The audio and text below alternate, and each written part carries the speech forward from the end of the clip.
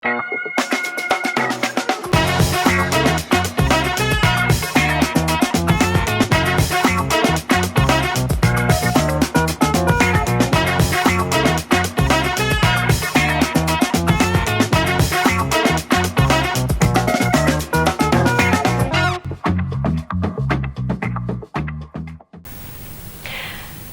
շանթի եթերում դուք դիտում եք տեսանկյուն հաղորդաշարի հերթական թողարկումը, մենք աշխատում ենք ուղիղ եթերում եւ այսօր ես զրուցելու եմ հոգեբանների հետ, ներկայացնեմ հյուրերին։ Արևամանուկ հոգեբանասոցիալական աջակցության հիմնադրամի գործադիր տնօրեն Սոնա Գմյուր եւ նույն հիմնադրամի հոգեբան Արուսյակ Հովհաննիսյան։ Շնորհակալ եմ մեր հրավերը ընդունելու համար։ Ինչու ենք այսօր Արևամանուկի հետ զրուցում, Արևամանուկը նշում է գործունեության 25-ամյակը, բայց մինչ այդ անպայման պիտի անդրադառնամ, թե Արևամանուկը որ կենտրոնի իրավահաջորդն է։ 88-ին երկրաշարժ տեսած Լենինականում հենց այդ ծանրորեն Հայաստանում առաջին անգամ հոգեբաններ աշխատեցին եւ բացվեց Նարեկ հոգեբանական կենտրոնը։ Այն ժամանակ երբ չգիտեինք թե ինչ մասնագետներ էին հոգեբանները, ինչ էր հոգեբանությունը։ Հիմա գիտեն արդյոք։ Բարև ձեզ, շնորհակալություն հրավերի համար։ Շատ կարևոր անդրադարձ էր, ինչու, որովհետև մենք նշում ենք ոչ միայն Արևամանուկի 25-ամյակը, այլ նաև գործունեության 35-ամյակը։ Այսինքն երբ որ երկրաշարժից հետո առաջին անգամ Գյումրիում ստեղծվեցին հոգեբանական ծառայությունները եւ դրանցից ուղղակի 25 տարին արդեն Արևամանուկ անվամբ։ Այո։ Տրավման էր պատճառը, որ միավորեց բոլորին եւ բոլորը սկսեցին մտածել, որ անհրաժեշտ է օգնություն եւ այդ ցավալի երկրաշարժներ, որ հավաքեց, համախմբեց եւ արդեն սկսեցին մտածել մարդու հոգեկանի մասին, որովհետեւ երբ որ մենք խոսում ենք տրավմայից, անհրաժեշտ է հաշվի առնել, որ մարդուն պատճառում է տառապանք։ Եվ եթե ամենապարզ սահմանումը տան տրավմայի դեպքում, մենք կարող ենք ասել, որ կյանքը բաժանվում է երկու մասի՝ միջև այդ դեպքը եւ այդ դեպքից հետո։ Այդպիսի բաժանումներ մեր իրականությունում շատ կան, որին հերթով կանդրադառնանք, բայց բոլորիս համար նորություն էր, երբևէ խորհրդային երկրում հոգեբաններ, հոգեբանի ծառայություն եւ այլն, գիտենք, որ հոգեբանություն ուսումնասիրում էին բարձրագույն ուսումնական հաստատություն, բայց որպես առանձին այսպես ճյուղ, բաղադրիչ, կրթվելու եւ այլ հոգեբան տարում շատ քիչ բան գիտեինք։ Հիմա էլ դրա համար եմ ասում, գիտեն արդյոք հոգեբանը ով է եւ ինչի համար է օգնում։ Շատ ենք լսում, դուք էլ եք լսում։ Այ մարդ ես եմ իմ հոգեբանը, ինչ հոգեբանի դիմեմ, կամ ծնողից լավ իր երեխային ով է հասկանում։ Հոգեբանների հետ կապված պատկերացումները հիմա մի քիչ փոխվել են։ Քանի որ արդեն տարբերում են հոգեբանը հոգեբույժից, որովհետև առաջին բառը, որ գալիս է հոգեբանի հետ, հենց դա է, որ տեղորայք է նշանակելու, որ հոգեկան առողջության խնդիրներ չունենք, ինչի դիմենք հոգեբանի։ Հիմա ունենք բավականին փոփոխություն հոգեբանի դիմելու հետ կապված, ձեր նշված կարծրատիպերը այո շատ կան։ Կարող ենք նշել, որ դա եւ անձնային մտածելակերպի հետ կապ ունի եւ նաեւ մշակույթի առումով կարող ենք ասել հոգեբանի դիմելու հետ կապված։ Բայց ամեն դեպքում, եթե անդրադառնանք Շիրակի մարզում, որոշակիորեն ինչպիսի դեպքերով են դիմում, ավելի շատ ինչ խնդիրներով են դիմում, որովհետև հաստատ գիտեմ, որ այստեղ որոշակիորեն ամեն ինչ սպეციფიկ եւ կարծրատիպային է։ Հաշվի առնենք այն փաստը, որ առհասարակ Շիրակի մարզը շատ պահպանողական տարածք է եւ մյուս մարզերից վերցած բավականին պահպանողական է, բայց կարող եմ ասել, որ այսօր փոփոխությունը նրանով է, որ ծնող են դարձել շատ գիտակից մայրեր, ովքեր պատրաստվում են մայրության փուլին, հաճախում են ծնողների դպրոց եւ ավելի պատրաստ են երեխաներին դեռահասներին բերելու հոգեբանի մոտ։ Իհարկե ավելի դժվարություններ կա կապված գյուղական համայնքներում, երբ որ ծանր դեպքեր են լինում, ուղղակի չբարձրաձայնել, չխոսել այդ մասին, հաշվի առնելով ներկա ժամանակներ կարող ենք ասել, որ ինչ որ չափով այդ բարիերը հաղթահարված է, բայց լիարժեք ասել, որ այդ հարցը լուծված է, այդքան էլ այդպես չի, հատկապես գյուղական համայնքներում։ 90-ականներին այդպես էր, հիմնականում դիմում էին կանայք, հիմա դա կոտրվել է, երի տղամարդիկ քիչ են դիմում, կամ եթե դիմում են, ասում են, չէ, հանգարց ոչ մեկը չիմանա, ամեն դեպքում ես գիտեմ, որ ձեր ծառայությունը գաղտնի եւ անանուն է։ Փոփոխություններ կան միանշանակ, այո, գաղտնիության հետ կապված լինում են դեպքեր, որ այնպիսի ժամեր են իրենք ուզում գալ, որ պահպանվի այդ գաղտնիությունը, բայց կարծրատիպերը շատ են փոխվել, միանշանակ տղամարդիկ են դիմում, թեկուզ ընտանեկան թերապիաները, զույգերի թերապիաները բավականին արդեն կան դիմելու հոգեբանական ծառայությունների մասով։ Ինչ խնդիրներ ունեն իրենք, զուտ ընտանեկան են, թե նաև երբ որ պատրաստվում են ամուսնության, նաև այդ պատճառով դիմում են հիմնականում, այսինքն մինչև ամուսնությանը իրենք պատրաստվում են, այսինքն փորձում են հասկանալ արդյոք միասին համատեղ այդ կյանքը շարունակելը հոգեբանորեն ինչ դժվարություններ ունեն եւ ինչպես պետք է հաղթահարեն։ Փաստորեն մտածելակերպում որոշակի էվոլյուցիա կատարվել է։ Մեզ մոտ 2020 թվականին այսպիսի մի խոսույթ ձևավորվեց պատերազմի հոգեբանություն։ Հետ պատերազմյան շրջանում 20 թվականին մեր անդրադարձներում Արմինե Գմյուրը բազմաթիվ դեպքերի իրավիճակների մասին էր պատմում։ Զինվորը, ծնողը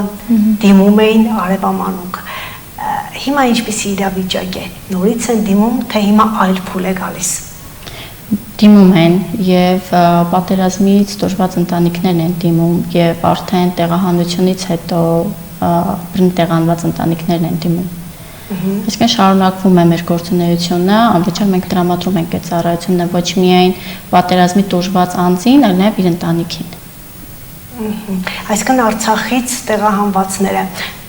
ինչպես եք աշխատում Արցախից տեղահանվածների հետ։ Արցախից տեղահանվածներին տրամադրում ենք հոգեբանասոցիալական աջակցություն, որովհետև առանց սոցիալական աջակցության, խորհրդատվության, ուղեկցության հնարավոր չէ դա ամեն ինչ իրականացնել։ Եթե խոսենք եւ 20 թվականի պատերազմից եւ արցախյան դեպքերից, մենք պետք է անդրադառնանք մի կարևոր փաստի, որ երբ որ լինում են այդ դեպքերը, սկզբնական շրջանում մեր հոգեկանը շոկի փուլում է։ Այսինքն պետք է ժամանակ, որ մենք հաղթահարենք, հասկանանք, թե ինչ է մեզ հետ տեղի ունեցել, հետո նոր միայն մտածենք հոգեբանի մասին։ Եթե անդրադառնամ ձեր սկզբի հարցին կապված հիմա դիմում են թե չէ, մենք մինչև հիմա ունենք դիմելույություն եւ երեխաներ, ովքեր կորցրել են իրենց հայրերին, եղբայրներին եւ զինվորների, շատ սպეციფიկ է մարդու հոգեկանը, այսինքն շատ առանձնահատուկ է, կապված թե մենք ինչպես ենք արձագանքում տրավմային, որովհետեւ կա կորուստ ու կորուստի հետ կապված խաթարվել է կամ հոգեկանում ձևավորվել են խոռոչներ, որոնք լցվելու կարիք ունեն։ Ու շատ հաճախ մենք ինքներս կարիք, թե հոգեկանն է մեզ թելադրում, որ ես ունեմ բուժվելու եւ վերականգնվելու կարիք։ Եվ երբ որ հաղթահարվում այդ սկզբնական փուլում կա այդ դիմադրությունը, բնականաբար դիմելությունը լինում է ավելի քիչ, որովհետև կան կենսական կարևոր պայմաններ, խոսք օրինակ արցախցիների վերաբերյալ, երբ որ նոր էր տեղահանությունը, առաջի պլանը այն էր, թե մենք ինչպես պիտի ապրենք, այսինքն առաջնային պահանջմունքների բավարարումը, եթե անդրադառնանք Մասլոուի բուրգին։ Իսկ երբ որ աստիճանաբար սկսվում է հոգեկանը ադապտանալ,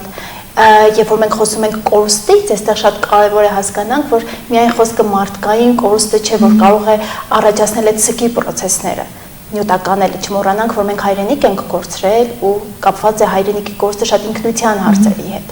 Եվ երբ որ այդ դիմադրությունը, շոկի փուլեր կան, երբ որ դրանք հաղթահարվում են, արդեն պատրաստ են հոգեբանի դիմել։ Ու եթե համեմատեմ դիմելությունը,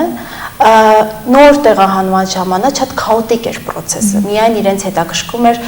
փաթեթները, սոցիալական աջակցությունը, իսկ հիմա դիմելությունը այսպես է։ Գալիս են, դիմում են հոգեբանի եւ մեր ծրագրերի շնորհիվ, երբ որ դիմում են հոգեբանի, տեսնում ենք, որ ընտանիքը ունի պոտենցիալ մասնագիտություն սովորելու եւ աշխատելու, արդեն ուղղորդում է կատարվում, սոցիալական աշխատողը սկսում է մասնագիտության դասընթացների ուղարկել, պարականեր գնել, այսինքն երբ որ խոսում ենք հոգեբանական աշխատանքից, մենք պիտի հաշվի առնենք, որ մենք չենք կարող միայն այդ պահին մարդուն օգնենք, մենք պետք է փոխենք իր միջավայրը։ Կա այսպիսի եզրույթ MHPSS, այսինքն հոգեբանասոցիալական աջակցություն եւ հոգեկան առողջություն։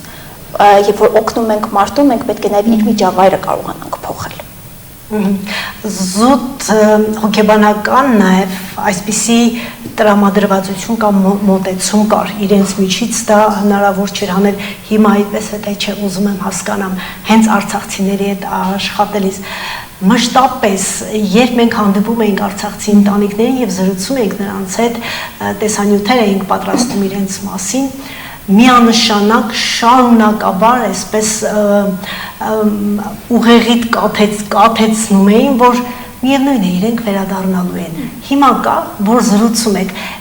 եթե ինքը այդպիսի արտահայտություններ է անում արցախցին, դուք ինչպես եք վերաբերում։ Սկզբից երբ որ դիմում էին, այո, այդ միտքը կար, հիմա էլ կա, բայց հիմա մի քիչ ավելի մոտեցել են իրականությանը, որ այս բան իրենք այստեղ են։ Ապակայի այդ պլանավորումը մի մասի մոտ կա, որ պլանավորում են մնալ Հայաստանում, մի մասի մոտ կա, որ դեռ անորոշություն է իրենց մոտ ու իրենք չեն պատկերացնում մնալու են Հայաստանում, թե Հայաստանից դուրս են գնալու։ Շատ դեպքերում այո, Արցախ վերադառնալ միտքը ոչ միայն մեծահասակներ, նաև երեխաներինն է,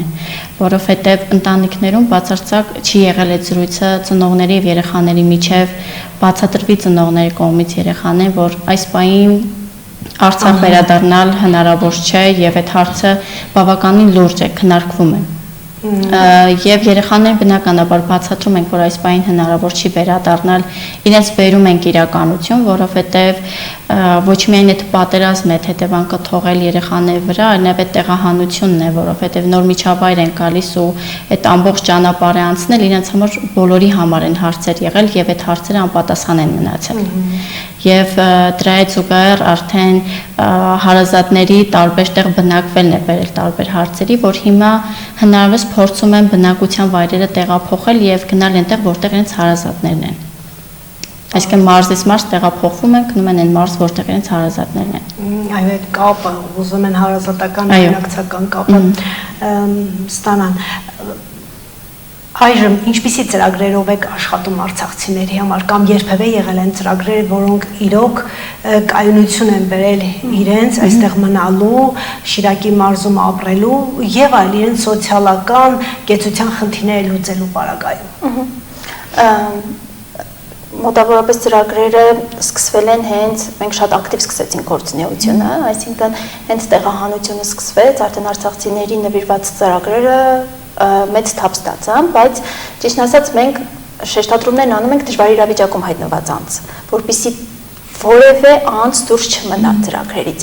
Այս պահին ստանում են հոգեբանասոցիալական աջակցություն, հոգեբանական աջակցությունը կանանց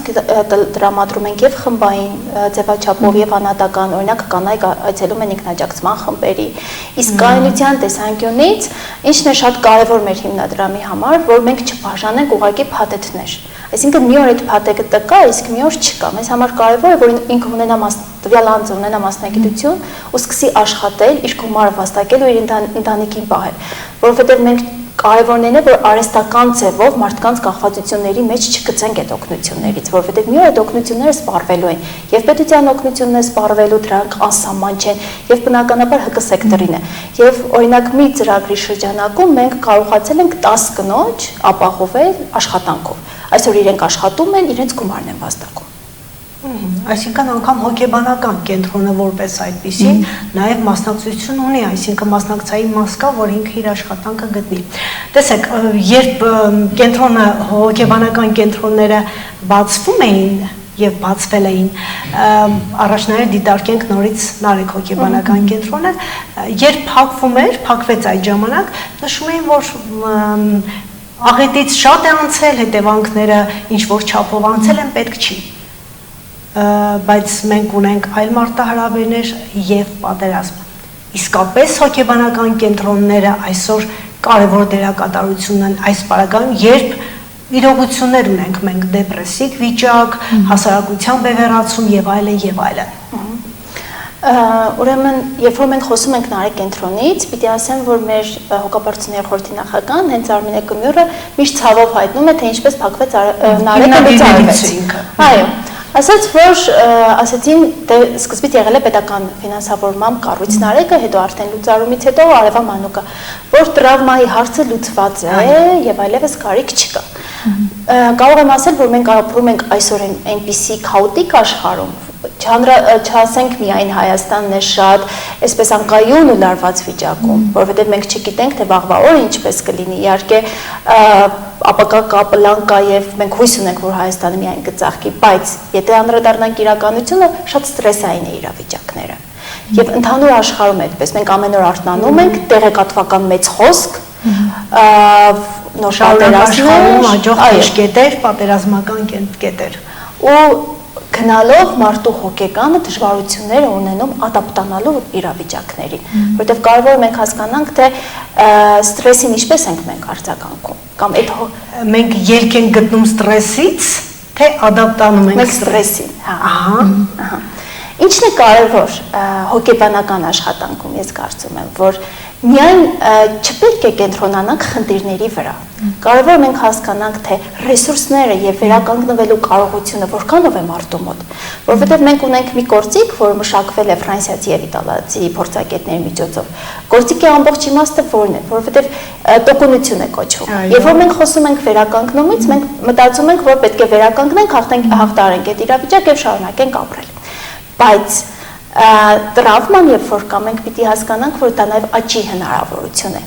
Մարդը տոկունությունը ցուցաբերում են ժամանակ, երբ որ դժվար վիճակում իր վիճակի է ինքը շարունակել վերականգնվել, կարողությունները զարգացնել ու ապրել։ Այսինքն շատ կարևոր է, որ մենք հոգեբաններս ենք հաճախ ասում, որ եթե մենք նույնիսկ չենք բուժում, մենք կարող ենք օգնել։ Այսինքն կարևոր է շատ կենտրոնանալ մարդու ուժեղ կողմերի վրա, միայն չկենտրոնանալ, թե այս խնդիրը կա, ինչպես հաղթահարել։ Հասկանալ, թե օրինակ այդ ստրեսի ժամանակ մենք ինչ կարող ենք անել, ինչպես հաղթահարենք այդ ստրեսը, որ հնարավորինս հոգեկանը պաշտպանենք։ Երբ նշում ենք բուժում, պատկերացնում ենք, որ հոգեբանները բժշկողներ ունեն։ Բժշկողներ, բայց հոգեկանի հետ։ Մեզ համար շատ կարևոր է ոչ միայն կոնկրետ աշխատանքը երեխայի կամ առանձին ծնողի հետ, այլ մենք կարևորում ենք ընդհանուր աշխատանքը ընտանիքի հետ։ Այսինքն մենք հաղթանակած լինում ենք, եթե ընդհանուր առմամբ ընտանիքին ենք աջակցում եւ սոցիալական եւ հոգեբանական առումով։ Այսինքն եթե մենք երեխայի խնդիրը լուծում ենք, շատ կարևոր որ ծնողն էլ ստանա այդ աջակցությունը։ Երեխա ծնող աջակցություն օգնություն, այստեղ մի հարց ցագեց։ Կան հատուկ կարիքներով երեխաներ, որոնց հետ աշխատելու հարցում ծնողները դիմում են ձեզ, վստահ են, որ դիմում են, բայց լինում է այդպես, որ այդ դեպքում օգնության եւ աջակցության կարիք ունի ավելի քան ծնողը, քան երեխան։ Միանշանակ մենք ասում ենք, երբ ծնողը լավ է լինում, երեխան լավ է լինում։ Նման պարագաներում, հատկապես հատուկ կարիք ունեցող երեխաների պարագաներում ծնողները հայտնվում են անորոշության մեջ։ Նախ ընդունել երեխայի խնդիրը, ընդունել, որ իր երեխան ունի առանձնահատկություններ, բավականին երկարատև աշխատանք է պահանջում։ Եվ պետք է բերենք ծնողներին այն կետին, որ հոգեբանական աշխատանքը ինքը երկարատև է ու ինքը բերում է այնտեղ, որ պետք է սպասել ու պետք է նաև ինչ-որտեղ հանդուրժել, որովհետև նման պարագայում ծնողները դառնում են անզոր, կարող են ընտանիքում արդեն կոնֆլիկտները շատ լինել, կարող են բռնությունները լինել, որովհետև նման պարագայում երեխաները նաև տուժվում են։ Եվ նաև երեխաներ, որոնք վատ վարքագիծ ունեն եւ հիմնականում անչափահասների շրջանում մենք տեսնում ենք, չգիտեմ, թե այս ամբողջ ինֆորմացիոն եւ հասարակության բաց ազատ լինելու հետևանք է, թե կրթական որակներն ենք զիջում, գուցե դրանից է, գուցե ծնողական դաստիարակությունը այստեղ նաեւ դեր ունի, ինչպես է աշխատում այդպիսի երեխաների հետ հիմնականում անչափահասների շրջանում, որովհետև դպրոցներում բավական խնդիրներ կան, որոշակի իրենց հետ վարքագծային խնդիրներ ունեցող երեխաներ կան։ Հիմնադրամը իրականացրել է վերականգնողական ծրագրեր իրավախախտ վարք ունեցող երեխաների հետ, հիմա բազմաթիվ են նման դեպքերը։ Նաև ոչ միայն ընտանիքն է, նաև մեր մտածելակերպն է, թե մենք ինչպես ենք ընկալում այդ երեխաներին։ Եթե մենք ընդհանուր առմամբ վերցնում ենք իրավախախտ միրգ, առաջին բառը բոլորի մոտ հանցագործ բառն է։ Եվ շատ քիչերն են, որ մտածում են, որ յուրաքանչյուր տարածված են։ Եվ տղաների եւ աղջիկների շրջանում բավականին տարածված են, որովհետեւ այսօր ԶԼՄ-ն ինքի իր ազդեցությունը թողնում է։ որովհետև հիմնականում դեռահասության փուլում է տեղի ունենում հանցագործությունները ամենաբարդ եւ ճգնաժամային փուլում, որովհետև դեռահասներն իրենք ուզում են անկախանալ ընտանիքից։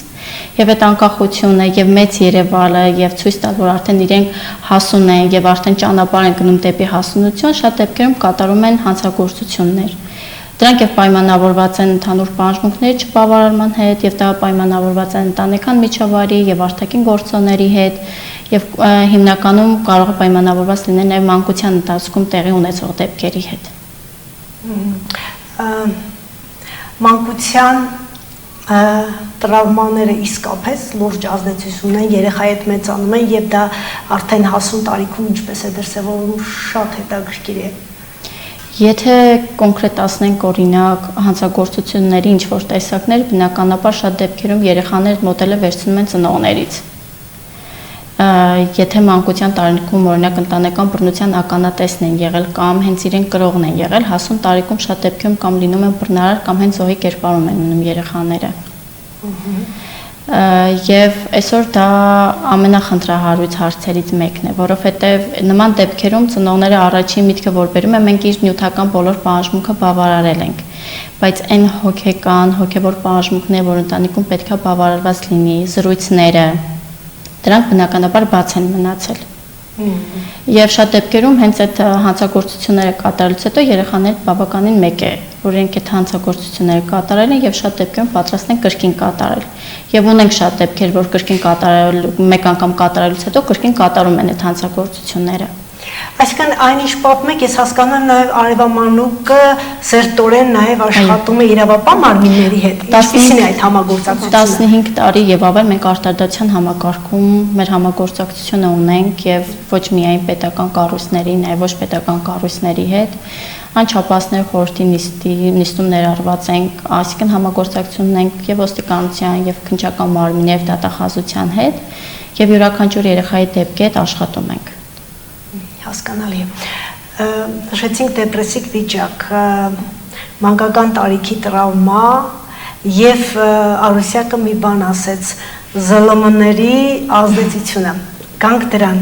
Կյանքի իրողությունները վատ, բացասական եւ ինֆորմացիոն, այս ինֆորմացիոն բաց այդ բաները գործ ունեն, լուրջ գործ ունեն այսօր։ Այո, որովհետեւ երեխաները տեղեկատվության մեծ մասը ստանում են արդեն համացանցի միջոցով։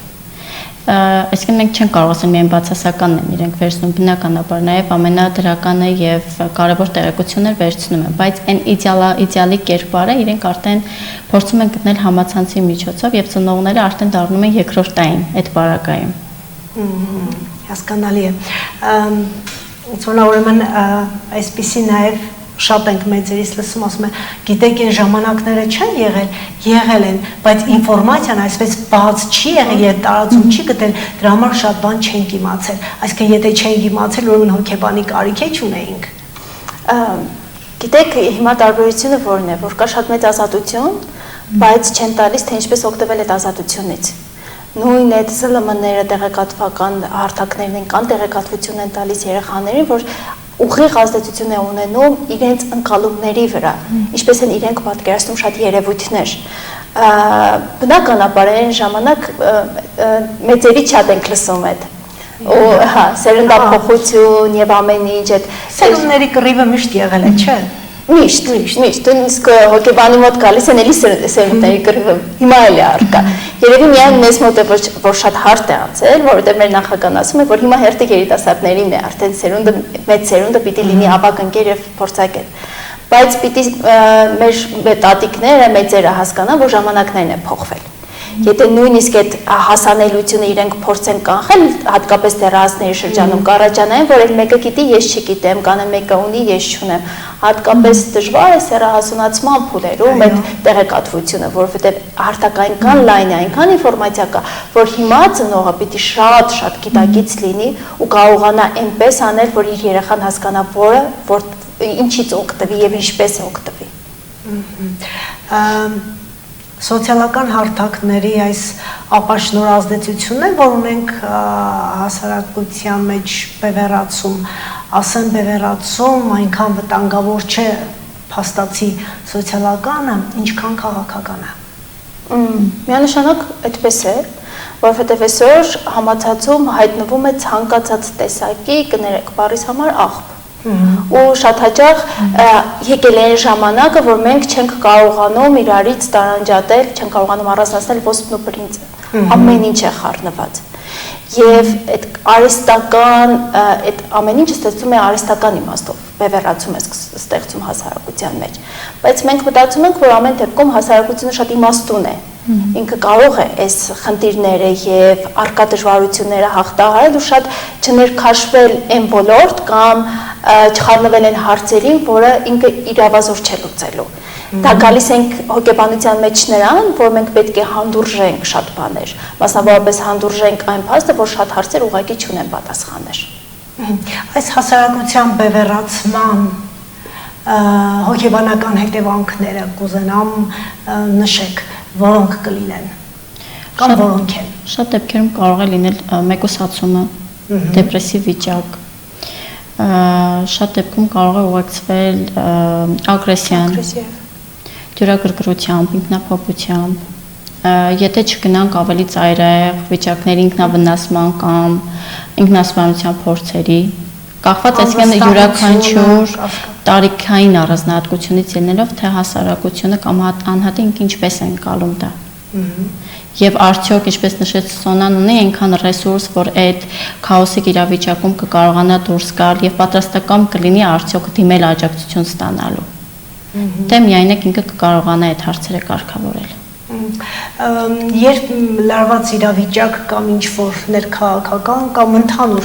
ինչ-որ մի հատ լարված իրավիճակ է ստեղծվում, յուրաքանչյուրս ինքնուրույն մտածում ենք, լավ, ես ինչով կարամ օգնեմ։ Ու սկսում ես մտածել, որ դու անզոր ես, դա ինչից է գալիս։ Դա նրանից է գալիս, որ մենք մտածում ենք, որ մենք բոլոր հարցերը կարող ենք լուծել։ Այսօր Հայաստանում բոլորը եւ քաղաքագետներ են, եւ իրավաբաններ են։ Իմ շատ անձնական կարծիքն է, ես մտածում եմ, որ ամեն մարդ իր տեղում իր գործը պիտի անի։ Եվ շատ կարևոր է, որը ես մտածում եմ, որ շատ Հայաստանի եւ մշակութային դեֆեկտ է չպահպանել ու չհարգել օրենքները։ Մենք շատ խնդիր ունենք օրենքների հետ։ Մենք սիրում ենք օրենքները խախտել։ Իսկ օրենքներից, եթե տուժում են նորից, գալիս են հոգեբան, այն որ ասում են, կարող է հոգեբանները նաև գուշակել, հիմա դա է։ Ոչ բոլորը։ Դա ընտանիքից է կախված։ Ոչ միայն երեխաները կարող են իրենք պատրաստական լինել, ուզենալ հոգեբանի մոտ գնալ, բայց ծնողների մոտ այդ գիտակցության մակարդակը չլինի այնքան բարձր ու նաև կապենք նրան, որ այսօր հոգեբանական ծառայություն ստանալ նաև ֆինանսի հետ կապ ունի։ Եվ շատ դեպքերում կարող են ծնողներ պատրաստական չլինել վճարել ծառայության համար։ Ահա, հասանք դրան։ Վճարով է հոգեբանական ծառայությունները, հոգեբանի խորհուրդները ստանալը կամ աջակցությունը դրանից չեն տուժում մարդիկ, գուցե շատերն են ուզում ձեզ դիմեն։ Շատ լավ, մեր հիմնադրամը պատրաստական է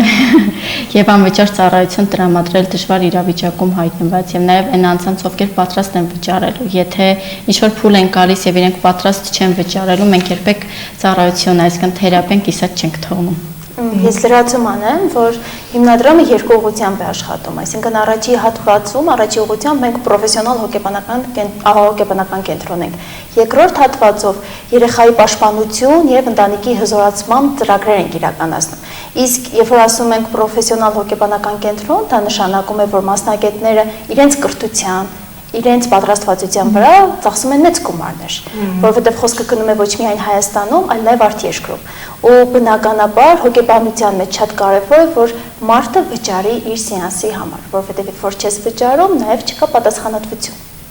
Բայց այդպես է, արդյոք անպայման պիտի վճարես, որ լինի պատասխանատվություն։ Այսօր դեպքերը ցույց են տալիս, որ անվճար դեպքերը իրենք են որոշում ինչպես կան, ինչպես չկան, երբ կան, այսինքն ամեն դեպքում կարևոր է, որ թեկուզ օրինակ, երբ որ լինում է ընտանիքը դժվար վճարունակ, բնականաբար մտնում է ծրագրի մեջ, բայց կարևոր է, որ գոնե սիմվոլիկ գումար վճարվի, խոսքը գնում է շատ փոքր գումարի մասին, բայց այդ շատ կարևոր է։ Այդ հոգեկանում հենց օրենքն ու կանոնն է, որ նույնը բժշկի ես գնում, դու պիտի վճարես, նույնն էլ հոգեբանի մոտ գնալներ դու պիտի վճարես։ Խոսացինք պրոֆեսիոնալիզմից, մասնագետներից, այսօր Հայաստանում կադրերի խնդիրը ցանկացած ոլորտում է մարդկային ռեսուրսի լուրջ խնդիր ունենք։ Ինչպես է լուծում Արևամանուկը, մասնագետներ, հոգեբան, սոցիալական աշխատող, հատուկ մանկավար, ել չասեմ ներառականության մուտքով, համ ընդհանուր ներառականությամբ լիքը մասնագետների խնդիրներ մենք ունենք։ Մեր հիմնադրամում հիմնականում հոգեբաններ են եւ ունենք նաեւ սոցիալական աշխատող, բայց հոգեբանների հարցը լուծվում է այնպես, որ շատ խիստ է մեզ մոտ։ Այսինքն կան հստակ սահմանված կանոններ, որ պետք է բավարարես այդ չափանիշներին ու նոր աշխատես մարդու հետ։ Օրինակ, անձնային թերապիային գնալը, սուպերվիզիաներ ունենալը ու բարեբախտաբար մեր ֆրանսիացի գործընկերները եւ դրսից բոլոր գործընկերները աշխատում ֆրանսիացիները։ Այսինքն հոգեբանական կենտրոնը աշխատում էր բժիշկներ առանց սահմանների կազմակերպություն։ Հիմա կա այդ կապը։ Հա, միանշանակ չմոռանանք, որ հիմնադիրը Արմենկմյուրը միջև հիմա Արևամանուկում է եւ մեր հաջողությունը կարող եմ ասել նրանով է, որ մենք պահպանել ենք շարունակականությունը։ Ոչ մի բան չի փոփոխվել։ Այսինքն այդ կապերը, այդ ամեն ինչը պահպանված են։ Այսօր Արևամանուկում լավ հիմք կա մասնագիտական։ Մենք նույնիսկ մասնագետներին օգնում ենք վերապատրաստումների հարցով, սուպերվիզիաների հարցով, շատ հետևում ենք, որ մեր մասնագետներն ունենան աճ ու նաև տրամադրում ենք աջակցություն այն մասնագետներին, ովքեր կարիք ունեն։ Այսինքն հոգեբանական հոգեբանի որակավորում ստացածը երբ բարձրագույն ուսումնական հաստատությունից գալիս է, դեռ երաշխիք չի այդ ակադեմիական կրթությունը, որ կարող է Արևամանուկում աշխատել։ Այո։ Ճիշտ ասած միշտ են ասել, որ խիստ է այնտեղ ընդունվել է, ու կարող եմ ասել, որ այդպես է, որովհետև մեզ համար բարձրագույն արժեքը մարդն է, ու երբ որ պիտի աշխատես մարդու հետ, դու ինքդ պետք է պատրաստ լինես։ Եթե քո ներսում քո հոգեկանում դեռ կան շատ հարցեր, որոնք լուծում չեն ստացել, միգուցե եւ լավ չստացվի կամ վնասես։ Դրա համար մեզ մոտ դրված է, որ պարտադիր բոլորը պետք է գնան իրենց անձնային թերապիաներին, պետք է ունենան հսկողություն մասնագետների կողմից, բարձրագույն կրթությունը ցավոք դեռ երաշխիք չի կարող հանդիսանալ, որովհետեւ մեր կրթական համակարգում բավարար չէ այդ կրթությունը։ Որովհետև մենք ինքներս էլ ավարտել ենք համալսարան, գնացել ենք, բայց անցել ենք շատ երկար փուլ, որ կարողանանք այսօր աշխատել։ Ամեն դեպքում փորձը հարկավոր է, այդպես հասկացա։ Արևամանուկը 25-ամյակի հանդիսավոր միջոցառում է նախատեսել, որ անցկացնելու է հունիսի 20-ին, բայց բարեգործական առաքելությունը ունի, այդ բարեգործական բնույթը ում է ուղղված։ Մենք 2 ամյակներ ենք միասին միացրել, այսինքն Արևամանուկի 25 եւ հոգեբանական ծառայությունների 35 ամյակներ։ Բարեգործական բնույթը կամավոր է, մենք ուզում ենք հետագա ծրագրերին, ի նպաստ հետագա ծրագրերի, քանի որ կարևոր է հոգեբանական ծառայությունների զարգացումը եւ դրամահավաքը այդ նպատակն ունի, որ հետագայում ավելի ընդլայնվի եւ կարողանան հոգեբանական ծառայությունները բարելավել ու շատ մարդիկ կարողանան աջակցություն ստանալ։ Այսինքն գործունեության շարունակականություն ապավելու համար է, կամավոր։ Այո, ծրագրերի համար ավելի շատ։ Ծրագրերի համար։ Իսկ կան ծրագրեր, որոնք կարևոր ուղղվածության են կամ ինչ ուղղվածության կարող են լինել։ Եվս մեկ հարց եւ ավարտենք սրա հետ միասին։ Շատ են հոգեբանական կենտրոնները, այդ շատը եղածը իսկապես հարկավոր են։ Դե այսօր պետությունը արդեն որոշում է որակավորում անցկացնել հոգեբանների մասով, այսինքն հստակ ինչ որ չափորոշիչներ են մտածում։ Հոգեբանները շատ լինելը վնաս չի, բայց վնաս կլինի, եթե մենք մարդու հետ աշխատելիս չունենանք համապատասխան որակները։ Այսօր մեր պետությունը պատերազմական իրավիճակում եղել է եւ շատ դեպքերում մենք կարող ենք լինել էլի պատերազմական իրավիճակում։ Շատ լավ կլինի, որ յուրաքանչյուր մասնագետ, ինչպես նշեց Սոնան, ընդունի, որ մարդը կարևորագույն արժեք է եւ սկսած այդ առաջին հոգեբանական օգնությունից ուղղակի որպես ծառայություն չմատուցել։ Հասկանալի է։ Հոգեբանական կենտրոնները բնականաբար շատ են ու դա նրանով է լավ, որ ապահովում է մրցակցություն, որովհետև ամեն անգամ, երբ որ կա նոր հոգեբանական կենտրոն է ավելանում եւ մասնագետներն ավելանում, շատ լուրջ մարտահրավեր է հասկանալու ամեն անգամ մենք ինչը պիտի բարելավենք եւ բարձրացնենք, որ կարողանանք այդ մրցակցությանը դիմանալ եւ ինչպես արդեն 25 տարի մենք Հայաստանում ունենք կայուն դիրք ու այդ միայն պահպանելը չէ որ բավարար է, պետք է անդադ մտածենք բարելավելու, որ կարողանանք մրցակցությանը դիմանալ։ Ամենակարևոր ծրագիրը որն է, որ այս պահին ընթանում է Արևամանուկում։ Այս պահին հոգեբանասոցիալական աջակցությունն է դժվար իրավիճակում հայտնված մարդկանց, բայց մենք ապագայում ունենք շատ մեծ ծրագիր, որի մեկնարկը պատրաստում ենք անենք հունիսի 20-ին, դա մանկություն առանց բռնության ծրագիրն է։ Շնորհակալ եմ։ Մենք եք շնորհակալ։ Տեսանկյան հյուրերն էին Արևամանուկ հոգեբանասոցիալական աջակցության հիմնադրամի գործադիր տնօրեն Սոնա Գմյուրը եւ նույն հիմնադրամի հոգեբան Արուսյա Կոմանեսյանը։